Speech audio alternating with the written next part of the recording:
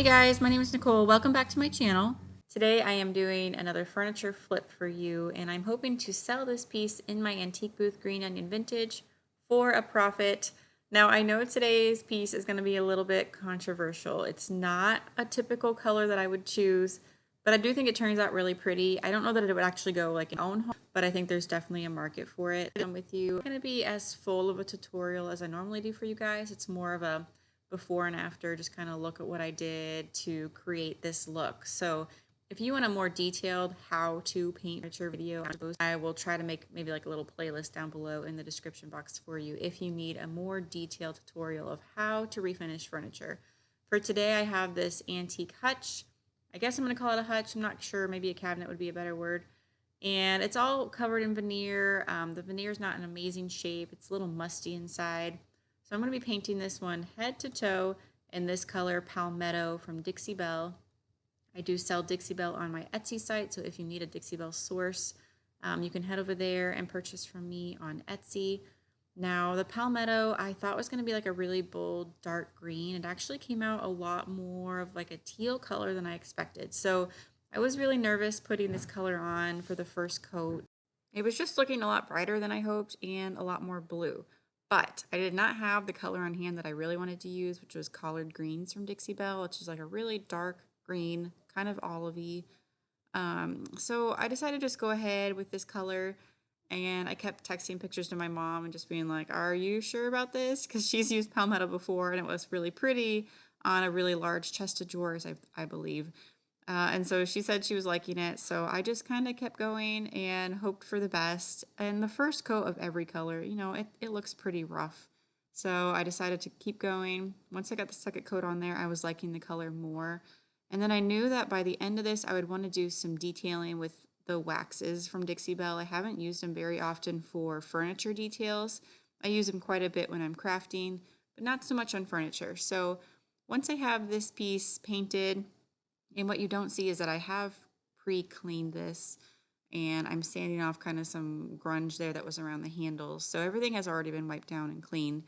I did not prime this piece because the chalk paint, it's actually not designed for primer.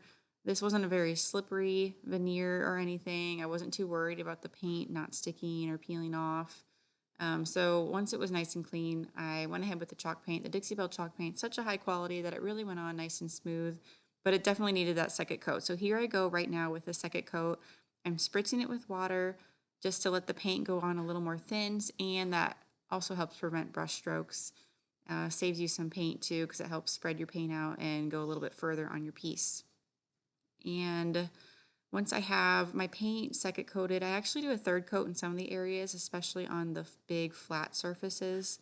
And I let that dry entirely. I even paint the top and the legs. I don't normally do like a solid coat on everything, but I did for this piece. Once I have the paint nice and dry, I go over it with the Best Dang Wax in clear, and this is just going to be a very protective top coat for this chalk paint.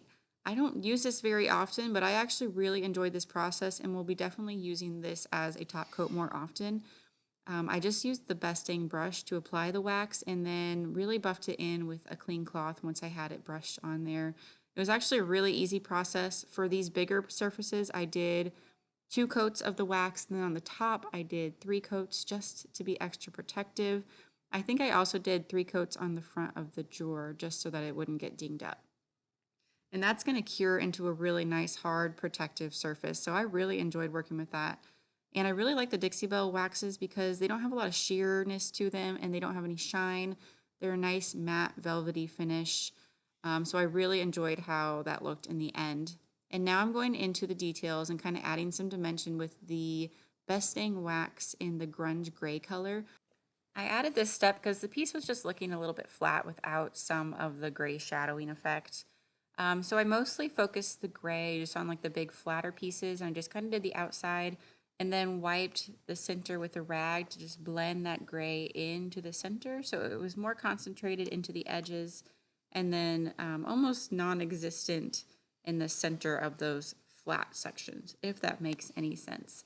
And then I just did the same with the drawer. So mostly focusing on just the outside perimeter of the flat sections and then wiping it back so that it kind of blended in seamlessly and you wouldn't be able to see a harsh line between the paint and the gray wax. And there's definitely a bit of back and forth here, so I would add some gray wax, wipe it off, want to add like a little bit more, so I'm just showing you here how I kind of blend it. And I really liked that French tip brush that I'm using there from Dixie Belle for this wax step, but then I would just wipe it off with like an old t-shirt and just kind of go back and forth until I had the gradual look that I wanted. And then as a final step, I liked the gray wax, but I thought it just needed a little bit more dimension. So I went back through all of the fine details with a very fine tip brush and used the Best Staying Wax in black this time to just kind of concentrate it right in the corners. So I basically would just kind of paint the wax into the corners and then wipe it off either with a t-shirt or with my finger, because I really just wanted it in the crevices. And I went through and kind of did this in all the detail spots. So I show you mostly me doing it like on the flat surfaces, but I end up eventually going through all the details here. You can kind of see me painting through all the little twirly parts there, and then I do all of the ornate pieces along the top. So it was a lot of work. This took me several hours probably in total to do this piece. About a week and a half of time of just coming in and out, but here it is before. And then here it is after. I think it came out really pretty. What do you guys think? I actually love kind of the brassy gold hardware with this teal color. Gives me some mermaid vibes, which I know is really popular right now. I think this would be a great like boho piece if you're kind of going that way with your decor. I know it's very on trend to go boho, and this would just fit that look so well. I'm gonna let you guys take a look at the finished product right now and let you guys go. I know this is a quick video, but I just wanted to show you maybe another inspiration idea for you if you have a furniture to flip, you're not sure what direction to go with it. Maybe you can try some of these techniques in your next piece. Let me know down below what you think of this. Let me know down below if you have any video ideas that you would like to see on my channel coming up. I have more DIY projects coming up for you and some more antique booth tours. So if you haven't subscribed yet, I would love it if you did that. And I appreciate you guys watching today. I will see you in the next video. Bye.